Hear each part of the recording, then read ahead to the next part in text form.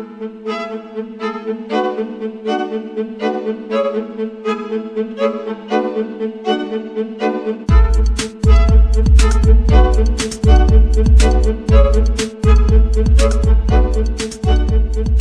me tell you about Codex Alimentarius. Let me define it for you. Let me help you understand the enemy. And let me assure you that absolutely nothing that I'm going to tell you is exaggerated, is interpolated, or is imagined. Everything I'm going to tell you is documented. And a great deal of it is documented on my website, which is www.healthfreedomusa, one word, healthfreedomusa.org. Let me back up and tell you that I've been watching Codex come toward us for about the last decade. And I've been watching the votes in Congress, which, God help us, is our bastion of support and protection against Codex, and I'll explain why that is. I've been watching the votes to protect our health freedom dwindle until finally in the 109th Congress, without a good deal of activity, we didn't have the votes to protect us. I've been watching Codex accelerate, and I've been watching it expand, and I've been getting more and more troubled. Let me give you a brief rundown of Codex then. After the Second World War, the Nuremberg tribunals were held, in which people who had committed crimes against humanity were judged by the world community in a court run by the United States and Britain, and they were sentenced to terms in prison if they were found guilty of crimes against humanity. One of the people found guilty of crimes against humanity was the president of a huge industrial megalith called IG Farben. IG Farben produced the gas used in the gas chambers, Cyclone B. They produced the steel for the death camps and the railroad lines. They produced the munitions, they produced chemicals, they produced all kinds of stuff. They produced pharmaceuticals. Big pharmaceutical company. So the president of IG Farben was convicted of crimes against humanity. Now, he's a sort of artistic fellow and creative. He was the one who was responsible for the slogan that people saw as they entered Auschwitz, usually for the last time. Arbeit macht frei. Work brings freedom. Creative sort of fellow. So he was sitting in jail and he said, well, that didn't work. What else can we do? I've got it. Food. He who controls food controls the world. So when he got out of jail, he went to his UN buddies and he said, have I got an idea for you? If we take over food worldwide, we have power worldwide. And his UN buddies said, cool idea. And so they created a trade commission. That's a very important pair of words, a trade commission called the Codex Alimentarius Commission. It is not a public health commission. It is not a consumer protection commission. It is a trade commission. Trade is about what? Money. Business. Trade is about profit. Well, they said in 1962, we're going to work toward total global implementation of Codex Alimentarius on December 31st, 2009. Long term. And they set up a bunch of committees on fish and fishery, fats and oil, fruits and vegetables, ground nuts, nutrition and foods for special dietary uses, and so on. There are currently about 27 Codex committee. There are regional organizations. There are task forces and so on. So it's a huge bureaucratic monstrosity. It's immense. Codex has promulgated well over 4,000 guidelines, standards, and regulations on everything which can legally be put into your mouth, with the exception of pharmaceuticals. They are not part of Codex. Important. Now, Codex standards have no legal weight whatsoever. Zero. So who cares about them? They're just standards. So we're talking about an industry-dominated, regulation-setting organization. But if it has no legal standing, who cares, right? Here's the history of Codex Alimentarius before 1962. The Austro-Hungarian Empire said, we need rules by which the courts can rule on cases involving food. So we'll have regulations and rules that the courts will enforce. That's how they get their weight. That was called the Codex Alimentarius, and it was put into place around 1893 and lasted until the end of the Austro-Hungarian Empire in the First World War. So the idea was there in the Germanic tradition. We need rules, lots of rules, lots and lots of rules. We need a lot of rules. Let's have rules for everything to do with food. So it was sort of a natural extension for the German industrialists to say, we'll go back to the good old days of Codex Alimentarius, back when we had them in the Austro-Hungarian Empire. Cool. So they started promulgating their rules and regulations, and they were voluntary. They were sort of guidelines. Now, Codex Alimentarius Commission is administered by the World Health Organization, WHO, and the FAO, the Food and Agriculture Organization. They fund Codex and they run it at the request of the UN. So they're mommy and daddy to Codex Alimentarius. And that's very interesting because they're supposed to be about health and food worldwide. Some conflicts of interest that we'll talk about. So Codex started promulgating regulations and rules. And the way that's done is that the committees work up a rule, a standard, a guideline, a regulation, and then they get it to what's called Step 8, which is the final step in their administrative process. And then it's presented to the Codex Alimentarius Commission for ratification, like the vitamin and mineral guideline was presented to the Codex Alimentarius Commission on July 4th this past summer.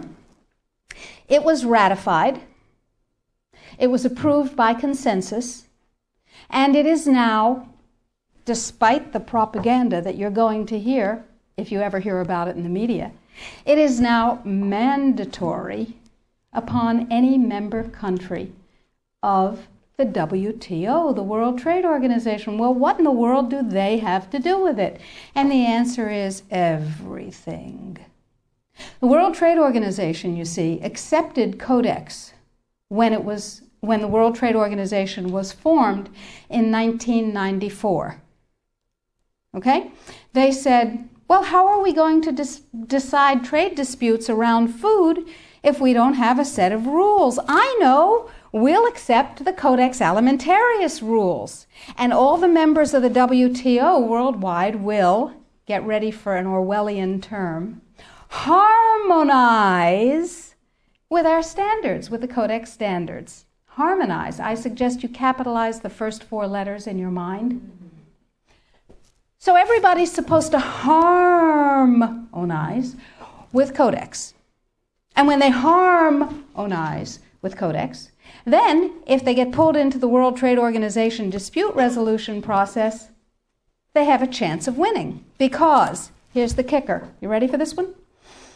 If 2 countries go into the World Trade Organization dispute resolution process, and one of them is Codex compliant, and one of them is not Codex compliant, the one that is Codex compliant automatically wins regardless of the merit of the case.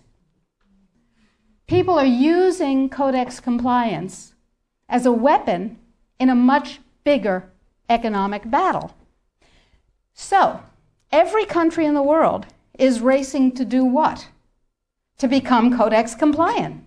So, in the United States, the situation is, okay, how do we become Codex compliant when we have laws that protect us? And you have to remember that Codex does not serve consumer well-being, does not serve health. It serves what I call the 5 bigs. Big pharma, big chema, big biotechna, big agribiz, and big medica. Little you and little me are not served by Codex in the least. So before we go forward and talk about the rest of what has to happen, let's ask what Codex does. You probably all know about the vitamin and mineral guideline that was ratified on July 4th. You may not know that although it is said that Codex guidelines, regulations, and standards which have been ratified are voluntary, they are not voluntary. That is known as a lie. They are mandatory, but they are not fully mandatory until December 31st, 2009. They're sort of kind of a little bit mandatory now, and they're totally mandatory then. Okay, so what does Codex do? Why do I care enough about Codex to close my practice and stop treating patients who came to me from around the world to help them regain their health and be radiantly well with non-toxic means, which is a very satisfying thing to do. I love it. And it also provided me with an income. That was nice. Why am I concerned enough? Okay, let's talk about the vitamin and mineral guideline first. In 1994, here in the United States, DSHEA, the Dietary Supplements, Health and Education Act, was passed, which classifies nutrients and herbs as foods. As foods, you can set no upper limit on them. You cannot set an upper limit on lettuce, lamb, or rutabagas, and similarly, you cannot set an upper limit on vitamin C, echinacea, ginkgo biloba, vitamin D. And access to nutrients is freely given to us. We are allowed to have any nutrients we want because, and this is a very important point, under common law, anything not forbidden is permitted. Codex, on the other hand, is a Napoleonic Code law system. Under Napoleonic Code, anything not permitted is forbidden. That's called a positive list. So, vitamins and minerals. In 1994, we passed DSHEA. Nutrients are foods. We can have as much of them as we want. It's our business. In 1994, Codex, with no notice here in this country whatsoever, declared nutrients, put on your intellectual seatbelts, declared nutrients to be toxins. They're poisons. Dangerous industrial poisons. As poisons, we have to be protected from them. How do you protect somebody from a poison? You use toxicology. You use a science called risk assessment. A quick primer on risk assessment. First, you take the substance that's poisonous and you feed it to animals and you determine the dose that kills 50% of them. That's called the LD50. Okay? And you extrapolate what the LD50 for a human being might be. Then, you go down to the other end of the dosage range and you start feeding itty-bitty tiny bits of it to test animals. And you come up with the largest possible dose, the maximum permissible upper limit, that can be fed to an animal before a discernible impact is shown. Okay? No discernible impact. Then you divide that by 100. That's how they do it in risk assessment. And now you've got a safety margin. So you've got 1/100th of the dose that can be given, the largest dose that can be given with no discernible impact. Okay? Nutrients under Codex not only are limited to those nutrients on the positive list, and we anticipate there will be 18 of them, and they do not include CoQ10, glucosamine, chondroitin sulfate. They do include fluoride, which, to my knowledge as a physician, has absolutely no biological benefit whatsoever. But it does make people complacent. Fluoride was first used in the Gulag because it was discovered that prisoners who were fed fluoridated water were complacent and you could do anything you wanted to them. They were easy to manage. So you have 18 nutrients. You have itty-bitty, teeny-weeny, little-bitty doses that are determined scientifically to have no effect on any human being. Now, in this country, we have a problem. We have déchets. We got to get rid of déchets in order to harmonize with Codex. That part of Codex, anyway. So how do we get rid of déchets? We attack it legislatively, of course. And there are 5, count them, 5 bills currently before Congress designed to overturn, gut, invalidate, and otherwise get rid of déchets. Because once déchet is gone, we can harmonize with a vitamin and mineral guideline. So what we're talking about is waking up one morning and being very surprised to find that high-potency, therapeutically effective, clinically significant nutrients are now illegal in the way that heroin is illegal. Not available with a prescription. Illegal. If these nutrients have any impact on the human body, they are illegal. That's just the vitamin and mineral guideline. Let's talk about milk. We have recombinant bovine growth hormone, and now we can choose milk with it or milk without it, butter with it, butter without it, right? Not under Codex, because under Codex, every dairy cow on the planet must be treated with Monsanto's recombinant bovine growth hormone.